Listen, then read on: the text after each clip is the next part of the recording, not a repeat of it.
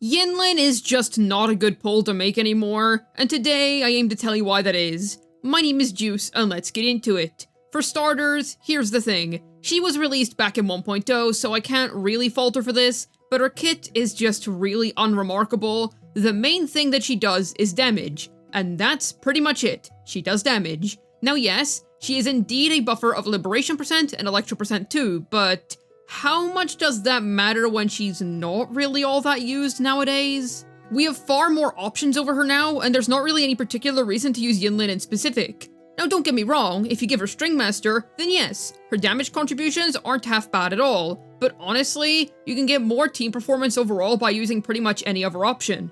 There is one specific instance I can think of where she is indeed well worth using, and we'll touch on that later, but otherwise, on the whole, her inherent kit as a character just really doesn't have all that much going for it. There's no real reason why you would rather pick her up over her freaking weapon, which to this day is still one of the best signature weapons in the entire game due to how much account value it provides you on the whole. Let's talk a little bit about her being easily replaceable. So essentially, there were two main instances in which you would use her: Shangli Yao teams and Jinchi teams. Is she still good in Jinchi teams? Yes. However, we recently got Cantarella, a character who also provides coordinated attacks, and instead of providing liberation percent on outro, she provides skill percent. Considering that the main meat of Jinchi's kit is skill percent damage, that is infinitely more valuable. This means that there's not even a need to pull for Yinlin anymore if you were looking for an upgrade over Yuan-Wu while still allowing your Jojo to be played with Carlotta instead. And besides, I would literally rather just use Yuan-Wu over pulling for Yinlin and save yourself all of those Astrites and limited pulls. Is Yinlin an upgrade over him? For sure, but you need Stringmaster in order for that upgrade to feel really significant. Otherwise, it's just not gonna feel worth it. I'm being serious when I say you should be pulling for Stringmaster first before you even remotely consider getting Yinlin. And then the curious case of Shangli Yao teams. Now I will say this, for casual Hyper Shangli Yao comps, yes, the Spy Lady does indeed remain as being a very solid unit. Outro skill is being fully taken advantage of here, and I understand that not everybody wants to learn how to play quickswap teams. But there's the other thing, if you are willing to learn quickswap, then you once again no longer have any reason to pull for Yinlin in particular. This is because Shangli Yao has two possible avenues here. There's Changli Quickswap as an option, or Colcharo Quickswap as an option. One of those characters is literally a standard unit. Granted, Colcharo is not easy to play by any means, and quickswapping is already quite the task in of itself, but the point still stands. If you're willing to put in the effort, then you could easily save yourself a whole ton of limited pulls. And Changli, while she's also very complicated to play, you will be rewarded very handsomely if you do put in the effort, because you're gonna end up with a team comp that performs the same as, if not better than, a Yinlin Shangli Yao team. And once again, as always, Yinlin's gonna end up feeling underwhelming anyways if you don't have Stringmaster on her. It's seriously sad how reliant she is on that weapon. So then we end up in a scenario where she doesn't really have any true best-in-slot use case. Well, she does, that one very particular instance with Shangli, but outside of that, there's not really any particular place where you'd want to use her super badly. She's not outstanding in Whimpering Wastes, she's not bad either, just not particularly remarkable, and she's fine in TOA. There's no super strong drive as to why you would really want to go out and get her. What I'm trying to say is that Yinlin doesn't really have a major selling point. It's even harder to recommend that anybody goes out and pulls for her when we have crazy units on banners such as Phoebe, Zani, and Jian running at the exact same time as her. And if you're somebody that missed out on Shangli Yao back when he was free, and you're considering pulling for him this time, well, you don't even need to go and get yourself a Yinlin afterwards. Changli is going to be running on the second half for you to go and get. Now don't get me wrong, Yinlin is going to be viable. If you really love this character and you really want to make her work, don't worry, she is of course going to clear endgame even without her signature weapon. However, that's just because the endgame is very well balanced, and you could easily get the job done much faster or more efficiently by pulling for literally any other unit that has a more valuable kit. Compare her next to Jian, her fellow 1.0 release, that aged way better than she did. He also released around the same time as her, being the first ever limited 5-star that released in Wuthering Waves, and dude's value has only increased over time, especially after we got Whimpering Wastes. Meanwhile, the more strong, powerful second slot teammates that we've received in this game, the less and less valuable that Yinlin has become as a pull. I would say that now that we have Cantarella, there's really not much reason to get Yinlin anymore.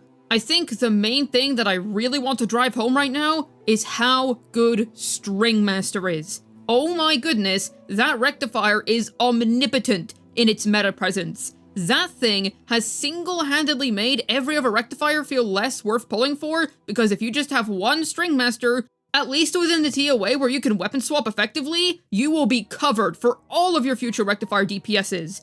Genuinely, Yinlin's signature weapon is the best thing that she brought into the Wuthering Waves meta. It is so good.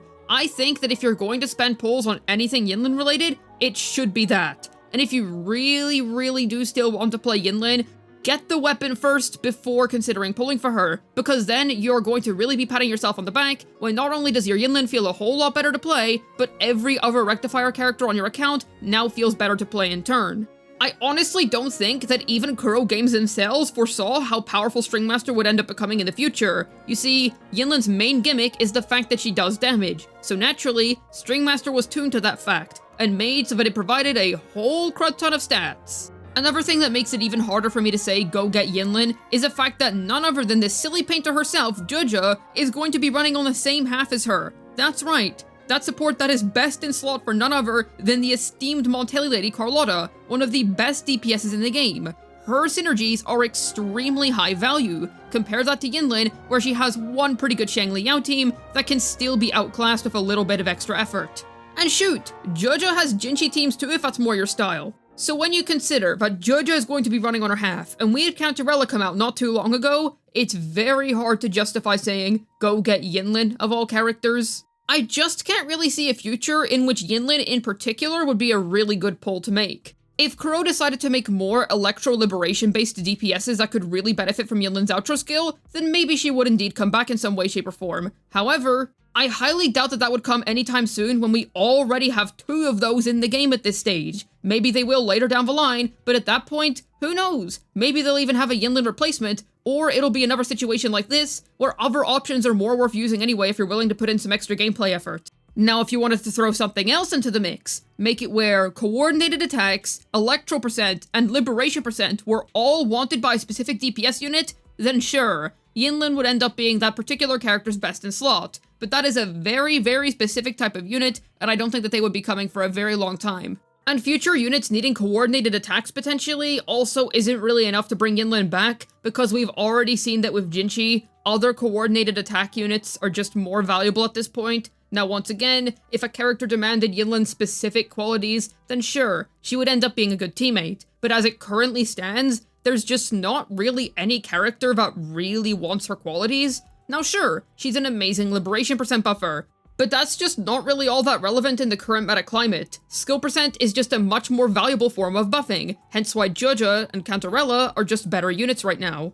If you really truly have faith in this unit, and that maybe one day they will add a DPS character in particular that really wants Yinlin, then I would say just skip her for now, and wait until that DPS does come, because chances are, if she ever does become super relevant again, Kuro is just going to rerun Yinlin next to that DPS's release, because that's how they usually handle banners anyway. But otherwise, there's just no real FOMO or rush to get her at the minute. There's so many other crazy powerful characters coming out. I mean, shoot dude, Zani looks incredible, Phoebe is one of the most insane pulls that you can make currently, and then you have all the other insane units that are coming back this time around. She's just so overshadowed. The only character that I would say she has more pull value than is Roshia, and that's not really something to wear as a badge of honor, because, I'm gonna be real chief, literally anyone has more value than Roshia, because Roshia is the worst limited 5-star pull that you can make in the entirety of Wuthering Waves. So with that being said, Yinlin technically checks herself out as the second worst pull that you can make in all of WuWa if we're solely taking a look at limited characters. Now if you love Yinlin, she is your #1 waifu, you've been loyal to her ever since she came out in 1.0, and no other waifu that's come out since then has really struck you in the same way, don't worry, she is still going to clear. And if you pour a good amount of investment into her and you do get her that Stringmaster, then she will in fact perform. The thing is, being one of the worst limited 5-stars in Wuthering Waves still means that you're at the very least decent. And I think that's the best way to describe Yinlin right now. She has some use cases, you absolutely can make use of her on an account, but you just don't really need her. She's nice to have if you've already got her laying around, or if you're a Shangli Yao main that absolutely refuses to learn Quick Swap to any capacity, which, fair enough, it's not for everyone. But otherwise, I would seriously pass on her. There is minimal incentive to pick her up meta-wise when we have so many of her banners on the horizon. But what do you think about all of this? Has any of this convinced you to completely skip Yinlin for good, or are you still gonna pull for your waifu anyway? Let me know down below. I'd love to hear your thoughts. As always, I have a ZZZ second channel. Head on over and subscribe if you're interested in some fun, silly ZZZ content. I'd also like to mention that I stream on Twitch. I stream once a week every week on Saturdays, starting from 3 PM UK time. Come along so we can play Wuthering Waves, ZZZ, and do some other fun stuff together. Hopefully this video was able to tell you why Yinlin is an absolute brick for your account. This has been Juice, signing out. And the true Yinlins were the string masters that we made along the way.